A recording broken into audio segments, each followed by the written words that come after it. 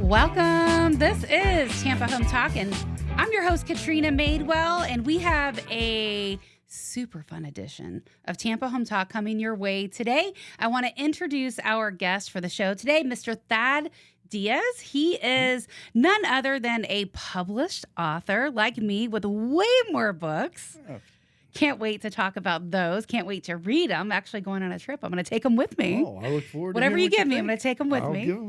We'll see. We'll work it out. Whatever you want. Yeah, and he's was retired firefighter, Yes. not for Pasco, but also Hillsborough, more than 20 years. Yeah, I did 25 total. I did 4 in Pasco, and I did 21 in Hillsborough. So incredible story. And I would love to go back to whenever it was that you wrote your first book. What gave you the idea? How'd you get started? Because so many people say, oh, I want to write a book, right? Mm-hmm. But then to actually finish it is something else. And then like you said before the show, it took you 10 years to do that. Most better part of it. Which is not uncommon for Right. an author that has published a book. If you ran down that road before you understand that journey, right? Yeah. So talk about that. How old were you when you published your first book? What book was it? And talk about that 10-year journey. And more importantly, what gave you that push at the end to actually get it finished, right? Because that's the hardest part. So the story is I was a firefighter already. I got hired in 96. And I had a friend of a friend, and he had gotten some feedback on a story that he had written. And that feedback was Was this like for the paper or? he had submitted a manuscript for a TV, and I read it for a TV show, and I read it, and he got really positive feedback from, and I read that, and I thought, because I've always been kind of a creative guy, and I've been kind of interested in stuff. I was always interested in when we would take in English how authors would construct stories and themes and all that stuff. I always thought that was cool. Yeah, I should have paid more attention in school to that stuff. It's interesting. Well, obviously, I like it, and it makes you want to retake that stuff as an adult, doesn't it? yeah.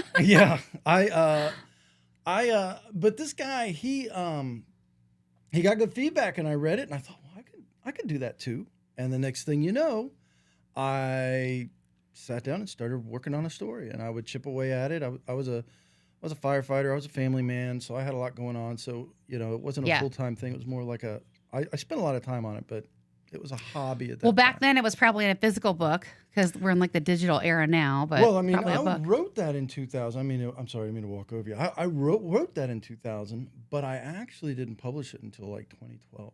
So all of my stuff is independently published. I did get picked up by Wordfire Press, one book, but I bought my rights back because I like being independent.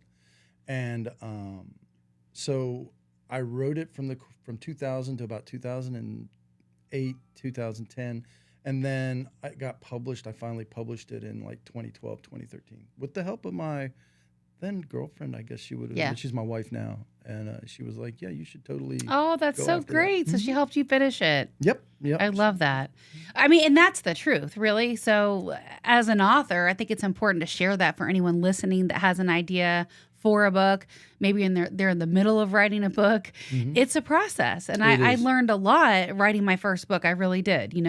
Because you're writing all this stuff, and then people that have a lot of experience or have written many books, or you can hire an independent editor that can help. There's different names and different people that helped along the way. But essentially, they will help you organize it, right? So some of the things I didn't think about necessarily when I'm just rambling on is she says you have to have a beginning, a middle, and an end of each chapter, like little basic stuff, right? You have to be able to tie it all together. There's a certain art to writing a book. Yeah, and there's a lot of different philosophies on how that's done and stuff, and even structure. There's a debate within the writing community, 3X structure, that there's all kinds of stuff. But I do think that as a matter of perspective, I think the thing is pacing, and you're right. You do have to have a beginning, a middle, end of all your scenes, and that way you have this always constant tension. As a matter of fact, I'm getting ready to do it. It's funny we talk about this. I'm going to be at Comic-Con in a couple of weeks talking about this very thing and about how you have to keep your story going, right, by having a beginning, a middle, and end, not just of the book, but every chapter, and every scene, so that you keep that tension going throughout. Yeah, it's funny. They say books are like tattoos. Once you get one, you're always thinking about what the next one's going to be. Mm-hmm. And I found that to be incredibly true. I never thought that would be the case, but it's definitely the case. Yeah, I'm actually right now writing 2 at the moment. I'm working on one, post-production. I'm writing another one. So yeah, we were all writers. It's an addiction. So I have to ask you this just before we dive into the meat. When is your sweet time like to write? When do you like to write in the mornings? Do you like to write in the evenings? Like when do you feel like it just flows when you grab your pen and your paper? So being that I'm retired as a firefighter, I have the whole day to myself. And basically it does depend, but I prefer to do the morning. Yeah. I like to get up. I like to get started. But usually I do a 6 or 8 hour day of writing. Wow, that's a lot. Yeah, it can be. But, I've got 2 projects. So I do the first 3 hours in the morning, break for lunch, start at about 9 o'clock, break for lunch. I do a couple business things when I get up because I'm an independent writer. So because I'm indie, I have there's so much. Like I'm in YouTube now and I'm doing all kinds of other stuff. Yeah. And that takes up a big hunk of my day, making those videos and little videos and planning. So, but I try to do like 3 hours in the morning on one, and then 3 hours. And sometimes I move that around depending on where I'm at, what's going on, what kind of deadlines I'm up against, those kinds of things. It's interesting how life changes too, because the morning used to be my sweet spot when I would get up, have my coffee, sit on my lanai. This is the house I was in for 20 years, and I would love to just write. And then sometimes I wouldn't want to go to work. I would just want to stay out there and write all day. And I was like, all right, I got to stop and go to work.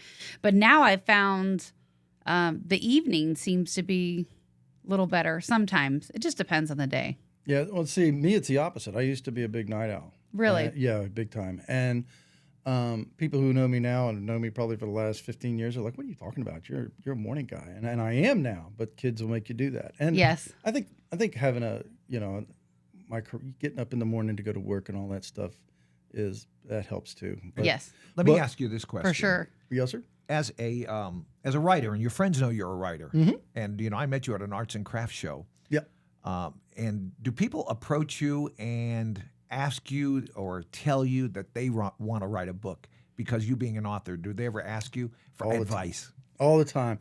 It is, and I just did a little video about this yesterday on my YouTube channel, a little short, but yeah, they do. And the advice that the biggest advice I give anybody is if you want to write and you have this project that you want inside you that you want to get out,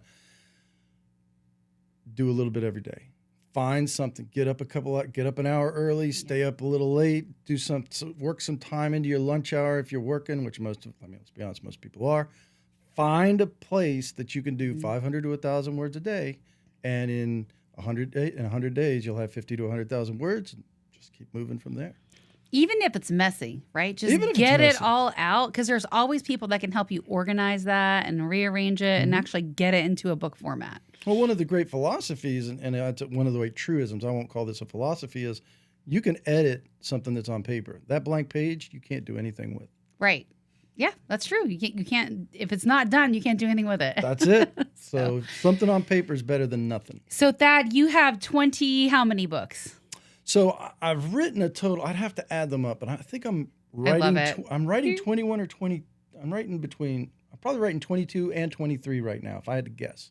I love it. He wrote so many he lost count. I love that. They're not all available, right? Okay. So like being an indie guy, my first that one book that I worked so hard on, I don't really like it so much anymore. So the trilogy that it's based on, and I pulled a couple of fantasy books that I love the books. The prose is great, but they're a little bleak. They got a little dark on me, so I pulled those. So is it available like on Amazon, or you have to get it on your website, or some are not available at all? Some of them, they're not available at all. My original sci-fi epic, or it's a space opera trilogy, it's not available. And then I had 3 epic fantasy books, which were kind of set in a sword and musket as opposed to a medieval. And I thought the idea was fantastic, but the story got a little bleak. It almost was horror in places. And then, so you didn't like it? You decided not to publish it? Yeah, I pulled it. Mm-hmm. Huh. Yeah, I know. Okay. So yeah, that's kind of an odd thing. I do want to go back and redo the fantasy because I really enjoyed that, and I'm a big history buff, so that age appeals to me a lot. It's interesting because I don't know that rewriting it makes sense. If you I can think of the name of the book. Who wrote it? It's he wrote the book Outwitting the Devil, and his wife had it and never published it until after he passed away. Napoleon Hill wrote a book called Outwitting the Devil, and it was very different from Think and Grow Rich or some of his other books. And they were never going to publish it. And you think about how old that author was, like he wrote in the 30s. And so by the time when he passed away, his wife basically published it. Really? I did not. And it's a good book. I would recommend picking it up and reading it. Outwitting the Devil. Outwitting the Devil. I'm almost sure it's Napoleon Hill. It's in my office, Pat, but if you want to Google that real quick, I'm pretty sure it's Napoleon Hill. Oh, okay. So, but anyway, it's sometimes, the stuff that we critique ourselves on is sometimes your best work. So very famously, Stephen King, was it Carrie? Or was it, I think it was Carrie. He threw it away. The legend is. I don't know how true this is, but I've heard it several places. Apparently he threw it away in frustration, and his wife picked it up.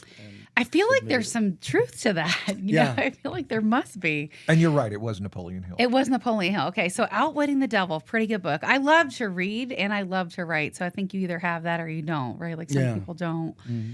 And it's interesting because my mentor wrote the foreword on my first book, and he wrote all these stats, including the people that buy a book, the people that get a book for a gift, the people that actually open it, the percentage of people, right, that actually open it, the percentage of people that read past the first forward or couple chapters versus just skim through it, and how many people start it versus how many people finish it. And then also compared to how many people not only finish it, but highlight and write in it. And that's a very, very, very small number. It is. And so it's fascinating to me that people don't finish books. So even if they suck, I'll usually put it down and maybe come back to it another time, or I'll try to hurry up through it just to finish it and then be like, oh yeah, I didn't like that one. But Outwitting the Devil was interesting. I haven't read it in a long time, but it was a pretty good read, and I can understand why he never published it at the time that he wrote it. Oh. It'll make sense when you read it. Okay. Yeah. So, Well, when are we going to get to these books? Okay, because there is a now. book there that attracted my attention about one of them, the seedy part of, is it Tampa or Ybor City? Seedy, I think that. And where did you get this information? So Interbay Squeeze Play. Yeah, Interbay, that's in book 4. The King of West Tampa. Mm-hmm. The Gasparilla Job. Yeah. You know, I want to talk about that, being a crew member. What else? So you got Temple Terrace, Badger Game. What's your first one on the city it's actually published? That's called Tampa Heat. Tampa Heat. Yeah, okay. Temple Terrace Badger Game is actually a free ebook that people get when they sign up for my email list. Okay. So that's a good place to sample my work if you want to.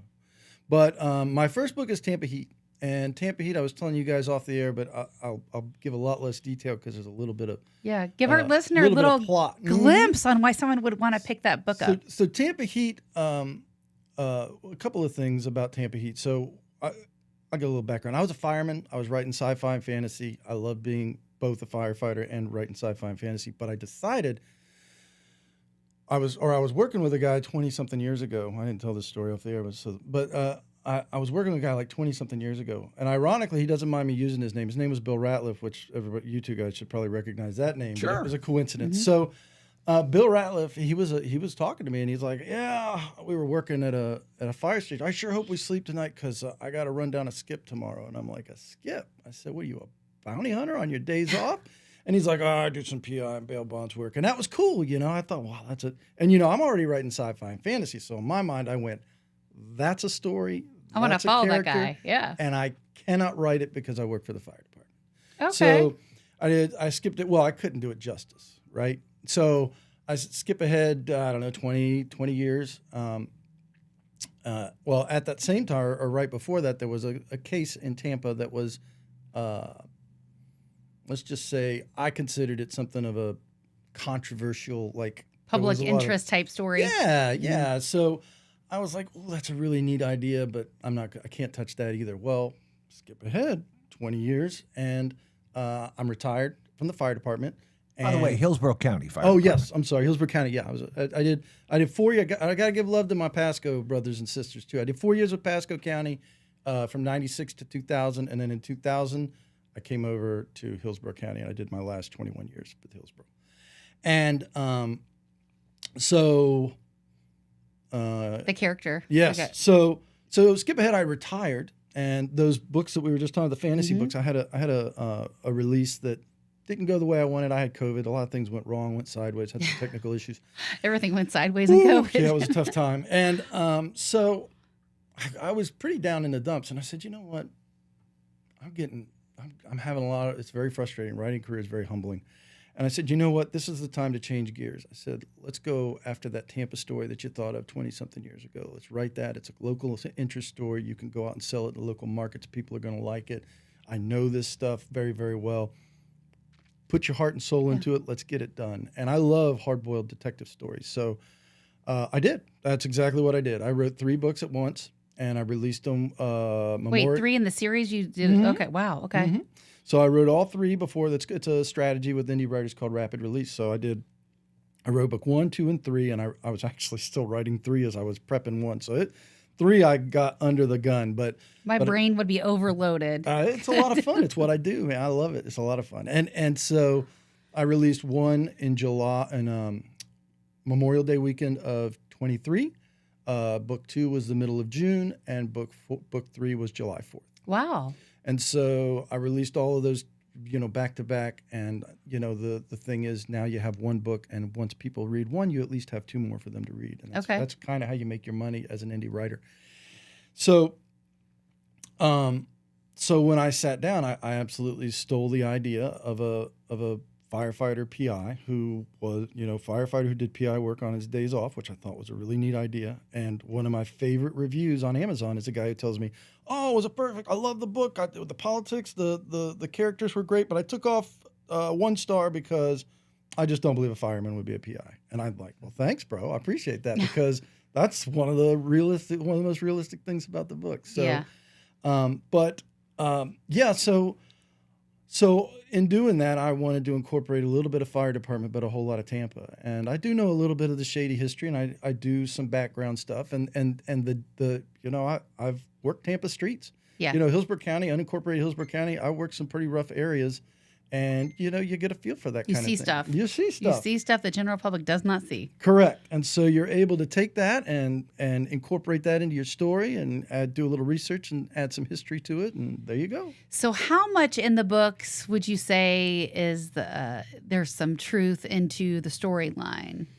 So so a lot of people don't know Tampa history. Like there's a lot, like it started Ybor City, right? The cigar immigrants worked here. That was a big part of Tampa's culture. Right. And then, Cigar City is kind of taken on its own. Plant bought the railroad that brought them here. Yep. Mm-hmm. The history is pretty fascinating.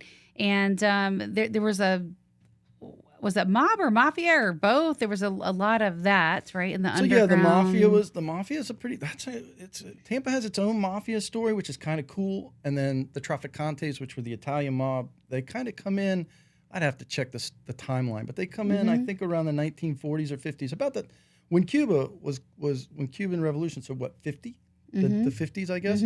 So when the 50s, definitely the 50s. If you've ever been to Cuba, yeah. As soon as you get off and look, it's like a time warp, straight out of the 50s. So when Castro had his revolution and threw the mob out, Trafficante relocated to Tampa, which I'm surprised. I would think Miami, but Trafficante came to Tampa to operate. I don't know. I'm sure there's a reason for it. I don't know what it is. But when he did that, he started taking on, Tampa had a local mobster named Charlie Wall. And that guy's a pretty cool character. And the two of them fought for a little while. And Charlie Wall was the big man in town, but Trafficante could rely on nationwide resources. So ultimately, Trafficante won that and won that contest and drove Wall out of business.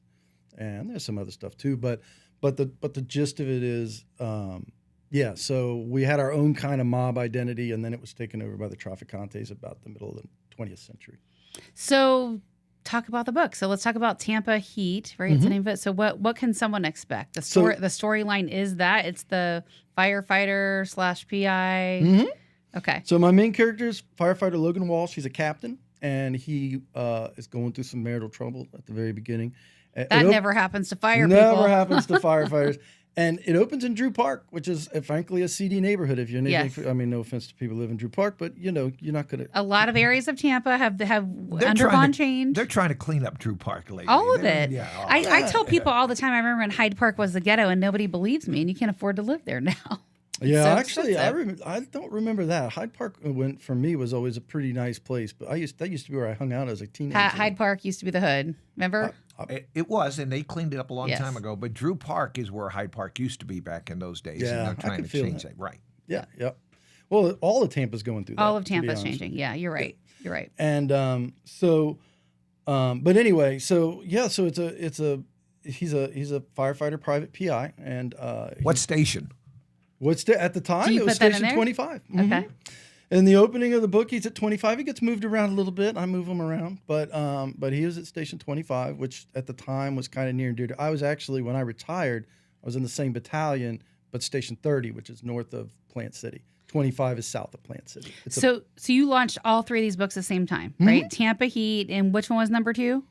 The Gasparilla Job. is Oh, number the 2. Gasparilla Job was number 2. Okay, so what's the Gasparilla Job about? So What's our teaser for well, that let me book? real quick. Let me just. Oh, finish we're up finishing Tampa. the That's first. all right. Okay, so sorry. Tampa Heat, him and his dad get involved in a case that goes back 25 years, inspired by some of those that controversial case I was talking about Yeah.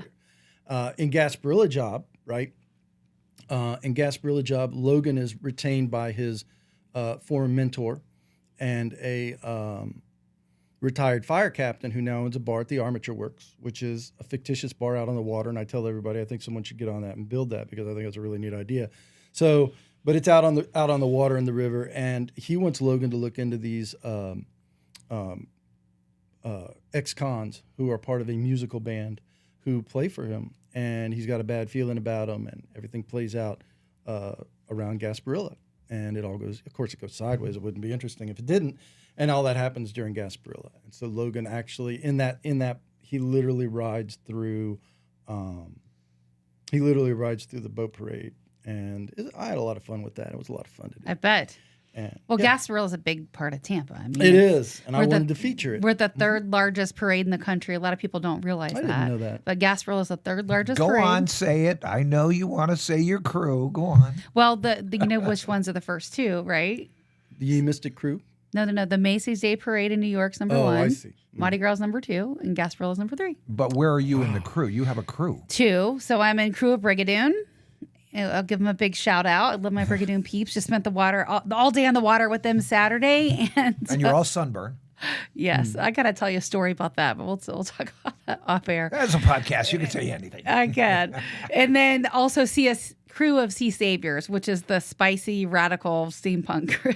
Oh wow, steampunk! I like it. Yeah. Yeah. They're the wild bunch of the crew world. Oh well, I don't know, fireman. Yeah. Florian, Yes. Yeah, I connected with you on social media, and I saw we're friends with one of your fellow firefighters, Jeremy. Our kids grew up together. Oh, okay. Yeah. Yeah. I know Jeremy very, very well. Yeah. Last time I saw them, actually, we were at Gasparilla. I saw him and his wife. Yep. And we were talking about the kids and like taking pictures of the kids, and texting He's each good other. people. I've known Jeremy Now, for a long your time. books, do they have any pictures in them? Because I like books with pictures. Well, they have really good pictures on the covers. I'm really proud of my cover pictures. But no pictures inside, except for me in the back, but you don't need to look at that. So in your books, it's the same character, right? That you carry throughout each book with different stories? Yes, sir. Okay, so the Gasparilla Job was number 2, and then which one was number 3? King of West Tampa. Okay. So in the King of West Tampa, Logan is hired by an attorney who TPD has dead to rights on the murder of a prominent West Tampa merchant. That's the name of the title. And he's got to go to some seedy corners of the city to unravel the mystery of. I tell you, West Tampa is changing a lot. Like every area of Tampa, but literally, I was there yesterday showing properties. My client has a budget of $1 million, maybe a little over $1 million. And so we were looking in that whole area, like some south of Howard, but some in Tampa Heights. And it's interesting. So when I pull the comps, you've heard me talk about this before on the air, Pat, but when we pull comparable home sales, because real estate's, my day job, that's what I do. We'll pull within a 1 mile radius, within 20% on the square foot. And then, this was new construction. So I had to look for new stuff like 2023 or newer. And it was a bigger property than a lot of other stuff in the area. Technically in West Tampa on the west side of the river. But when I'm pulling my 1 mile radius, I'm pulling stuff on the east side in Tampa Heights, Armature Works area. And I look at this and I go, an appraiser is not going to use anything east of the river. They're going to make me stay west of the river, south of MLK, Right, sure. like in this little north of 275.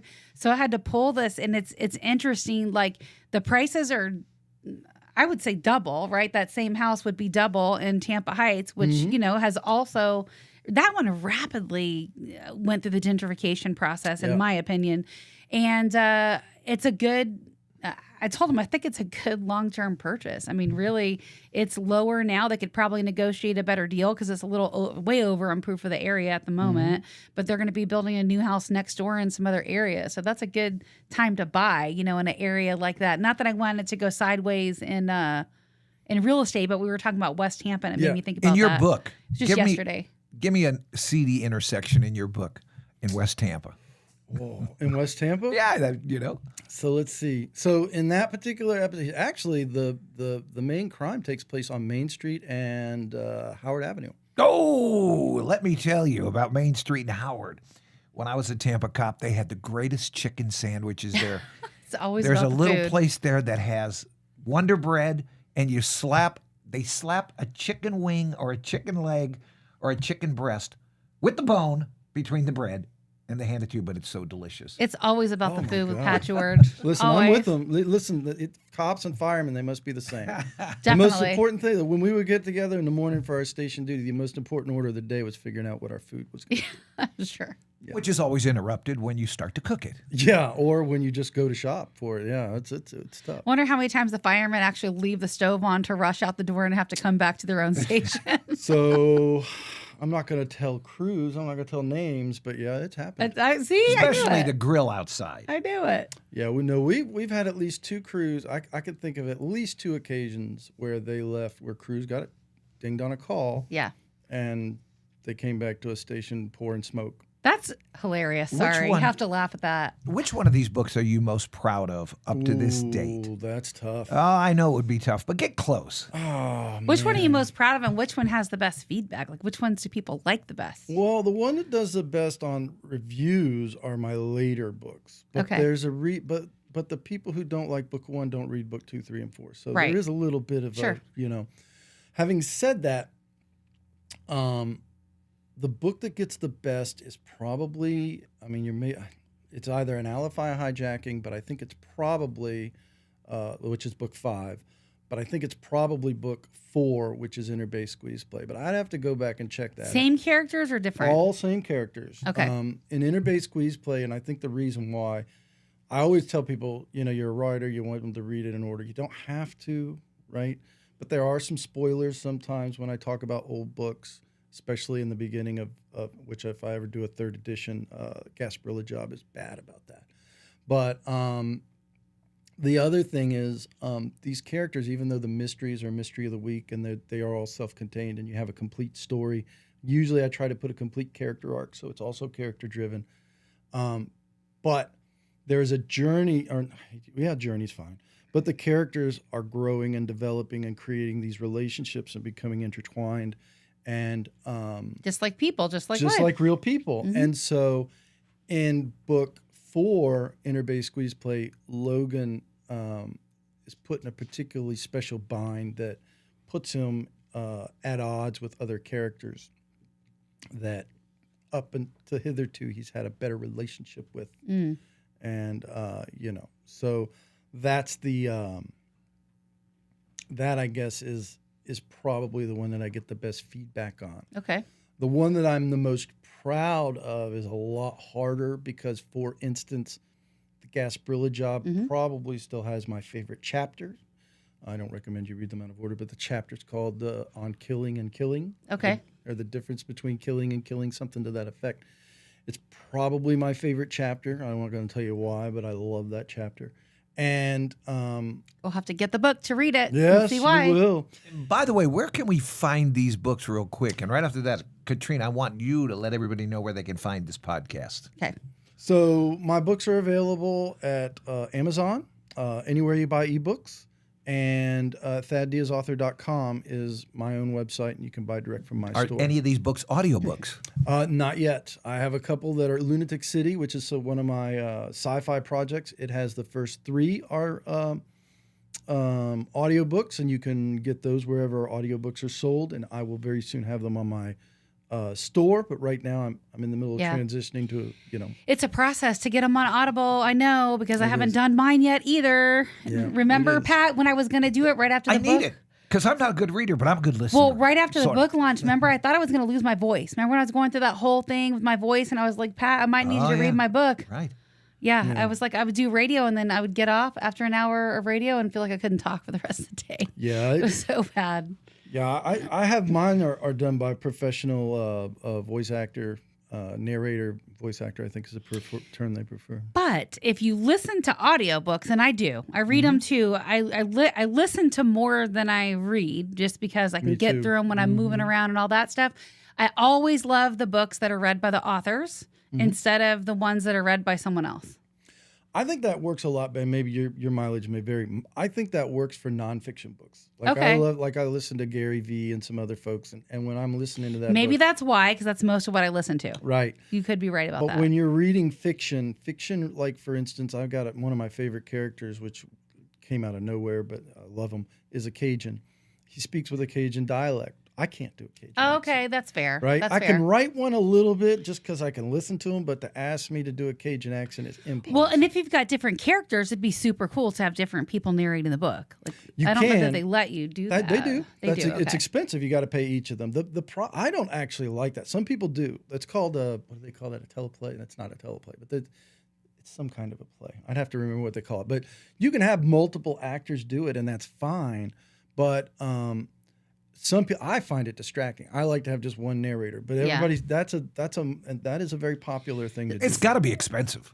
Oh yeah, because you got to pay each of the actors, right? So they wouldn't get paid. It just and for me being an indie guy, it would be more cost efficient to have one. But as a reader, I personally like Dune. I don't know if you've ever, but Dune has a bunch of.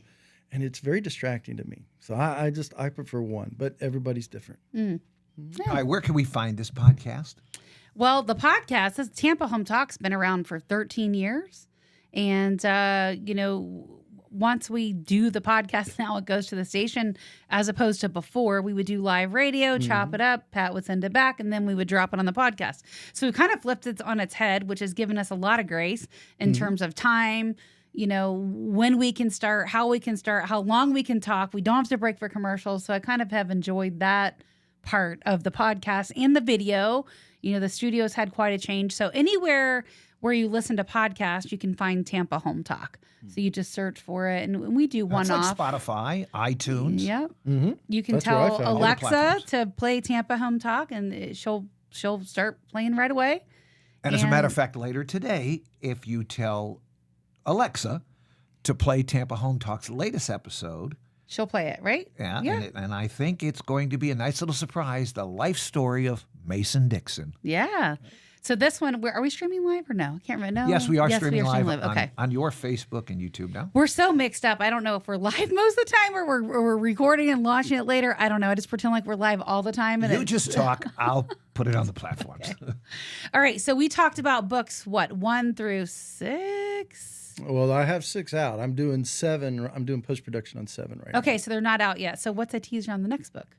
So, I hadn't thought about that. So let me see here. Did you name it yet? Yep, I have a name. I haven't released it. I guess I can release it here. Well, it depends on if you've already secured the rights. Oh, it's okay. Okay. Well, remember, today you're live. I'm live today, so we're just going to tell the world.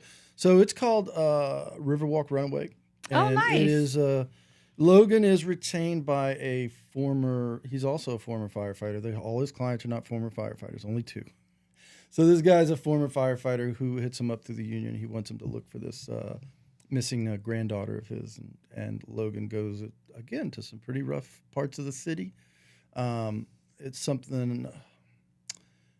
Well, I'll just leave that out because I don't want to be too spoilerish. But it's one I'm glad to be able to write, and it's almost an accident that I can write it. Let's just put it. I love all the Tampa names like woven throughout the book. I just love but that. Is this based on a true story? How much percentage-wise is it true? So now none of my stories beyond. So Tampa Heat does borrow from a controversial case, which is highly fictionalized.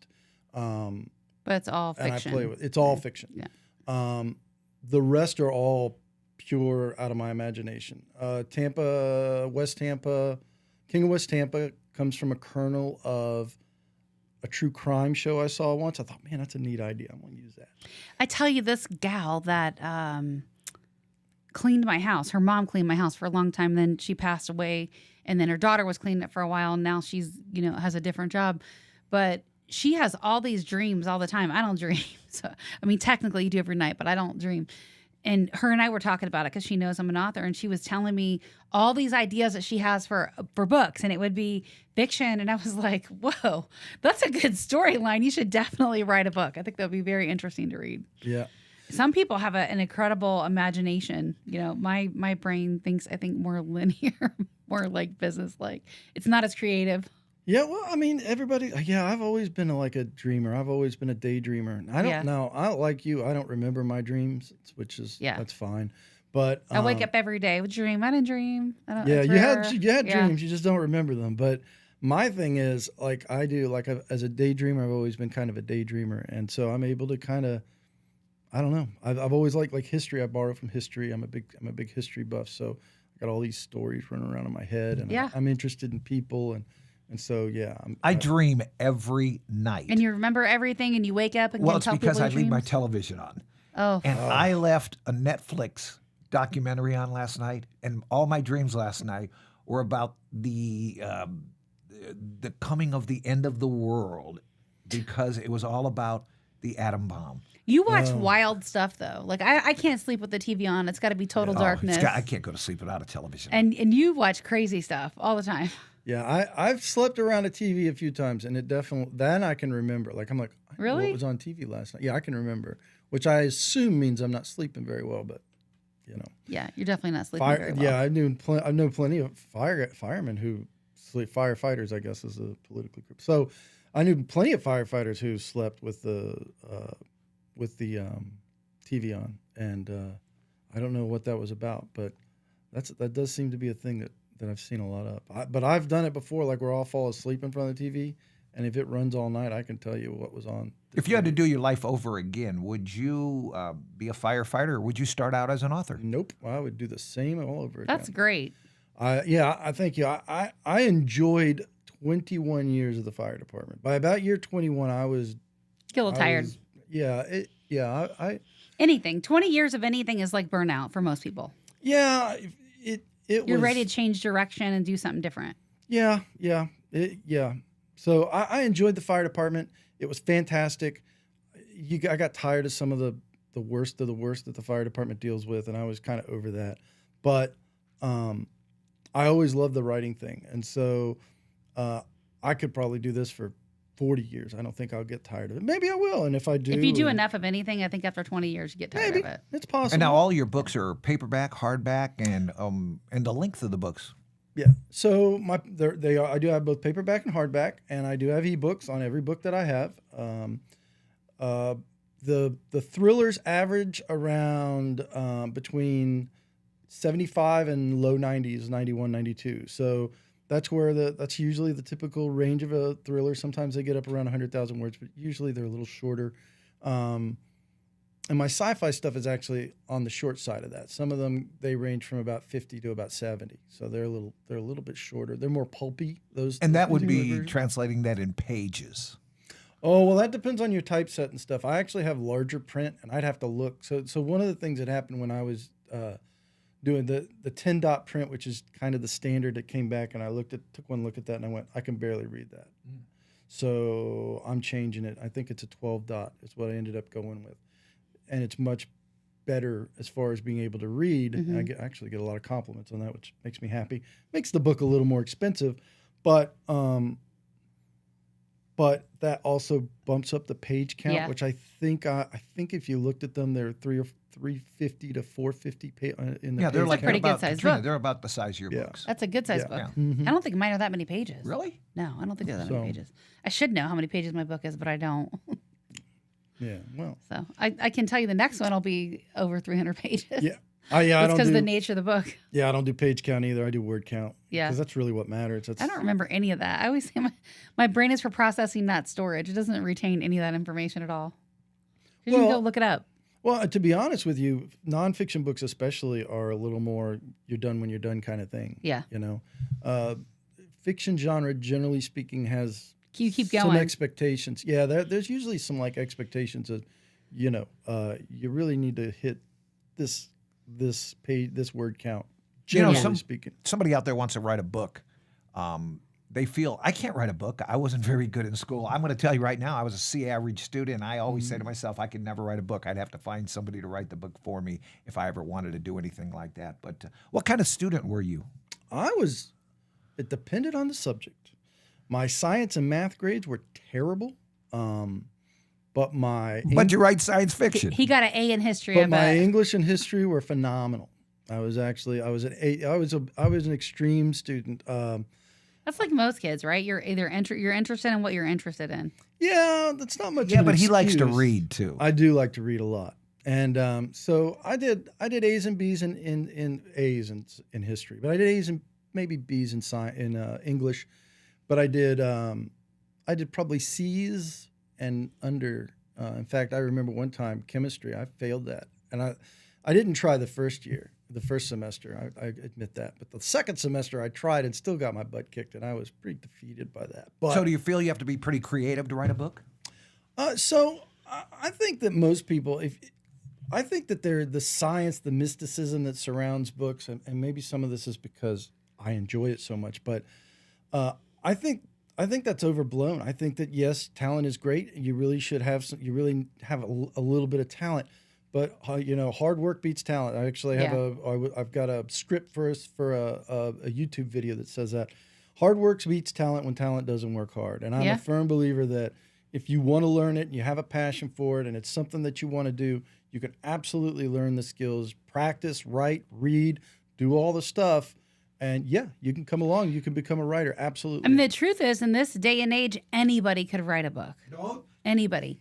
Don't say it. Don't say it. They can. Don't use those two letters. Between AI, which is not the only thing, but the other thing too is there's ghostwriters. There's people that will interview you and help you organize your story. So I mean, anybody could write a book. If you have a story, you can write a book. Yeah, ghostwriters. They're expensive though. Yeah, they can be very expensive. AI. It's we were talking a little bit. It's here to stay. There's nothing you can do about it. I do not use AI in my writing. I won't.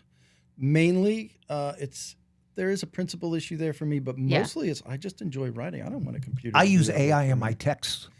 I use AI. I will say what I use AI for. I do use AI for business stuff, and I use it to help me write blurbs for my books and that kind of stuff, like promo stuff, because those are different skills, and I don't have that skill. So my second book was an AI written book. It was like an experiment with my mentor because he's helping all these people. I'd already written my first book, like really legitimately wrote it, like all the blood, sweat, and tears of an author. The second one it feels like cheating, but I did it because again, a whole group of my peers did it, and my mentor wanted everybody to do it, and it's something they had kind of mastered. So they're really small, and I didn't have that many reservations about it because it's really like a business card book. It's super thin. Yeah. There's not even a title in the spine. It's just a quick little, hey, here's my story. Here's what you would get if you hired me and my team for real estate. So I don't have as many reservations it's more like about that. Material. Yeah. That's fair. That's fair to say that. Yeah. So my third one is my love language, and it is all me, but I did use a little AI, and honestly, I didn't like the output. So I ended up reworking a lot of it anyway, but it does help with writer's block. So if you get stuck, it can it can give you that little push or that little extra thing you need to keep running in the direction you want to run. You don't have to use it, but it does help. Yeah, I kind of, when it comes to writer's block, my philosophy on that is plumbers don't get plumber's block. You just got to keep putting words on the page until something hits. Yeah, something you hit a stride. But I do understand what you're saying about AI. AI, that is something, and I don't know any personally authors, but online I've heard of folks that they use it for that purpose, and then they reconstruct. I think we have to embrace it because, like you say, it's here to stay. It's not leaving. And when I think about AI, and I think about even things like art, I collect art, Pat. I have a ton of art, and so I think about even one of my favorite painters, which is Michael Goddard. He's commissioned to do so many things. Everybody knows him as like the olives and the cards and the alcohol. Like he was famous for all that stuff. And then he's gone on to do a bunch of other things, but he's collected by many celebrities all over the world. He actually did a whole bunch of artwork in the Las Vegas Raiders stadium, like all over. It's on my bucket list anyway, to see every team in the NFL at every stadium, but that's the top of my list. I want to see that one first. And it's crazy because even he has started to play with AI. And so one of the things, and I actually bought one of these pieces when Chris was alive, we bought it, but he was talking to AI and said if Michael Goddard, which is him, and Leonardo da Vinci were to create some artwork, what would it look like? Really? And so it's this whole like AI thing, and then basically just signs it and whatever. But what comes out of it's pretty cool. And I can't imagine that as an author, it doesn't spark additional things that he actually paints, right? So I think the role of AI is to use it as a tool and not I was telling someone at lunch yesterday about this. I think the future of AI and the way people use it at a high level is to use it as a tool and not as a crutch. I think if you use it as a crutch, you're going to be replaced because the people that do jobs like, they're not really doing it. They're not using any thinking skills. They're going to be rapidly replaced by machines and robots and other things that can do your job. But people that think, including like writers, it requires thought and process and skill to do that. You're always going to have a job. Well, I know you're going to wrap this up in a minute. So Thad Diaz, author, can you give us the list of books you have? And I want you to sell me on why I should go buy one of your books, read one of your books. And can you do it out of order? Like, can you buy one out of order, or does it mess it up? So, okay. So my books, my Cigar City Case Files, Tampa Heat, Gasparilla Job, King of West Tampa, Interbase Squeeze Play, Alify Hijacking, and 7th Avenue Shakedown. Obviously, I just announced Riverwalk Runaway. However, you can read them out of order. The author in me says hurts don't. a little bit when you do, but I do. It's a natural, normal question, right? I have to ask. The mysteries stand alone. The character stuff does go throughout, so they are better read in order. I would say I would compare them to in both in tone and style.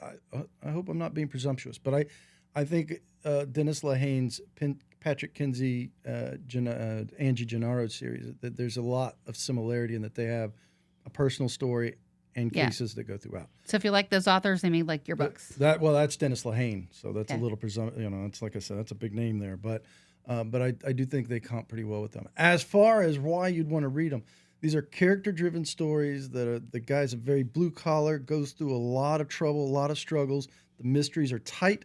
The stories, I think, are, like I said, in addition to being typical mysteries which have a lot of plotting in them, they're also very character-driven. I think one of the things that people compliment me on is that my characters are very relatable. They cheer for and against certain people, and I think that makes these stories very readable. Are there cliffhangers from one book to the next, or they finish up and then the next book's a new story? That's a sacrilege. So, no, I'm just kidding.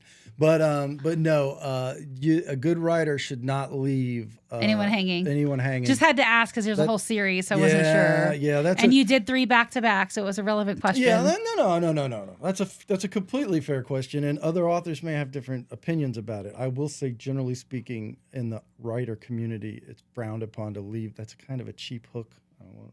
No offense to writers who do write. Now, occasionally, some of his personal stuff has a little bit of an open end to it, but the mysteries themselves are all closed. Unlike radio, where we're a little cheap, we like to leave the teasers. It's a little different, though. You all you got to do is tune in tomorrow for it. You don't have to wait 6 months. That's right. You're right. It is very different. Well, I have thoroughly enjoyed this version of Tampa Home Talk. It was lovely to interview you. I can't wait to check out your stories and your books. I'm definitely going to read them, and I'll give you some feedback from one author to another. Love to hear it. I'll leave you my book, and I would highly encourage you to pick up one of these mystery-filled Tampa-related fun books. Yes, absolutely. So this is Tampa Home Talk. I'm your host, Katrina Madewell, here in the studio with Thad Diaz. If you want to connect with us on our off-air number, you want to get connected to Thad, as always, just call or text our off-air number. We're happy to send you a link and get you connected, 813-377-2775. That's our off-air number, 813-377-2775. This is Katrina Madewell. Love where you live, or we're going to fix it. Welcome home.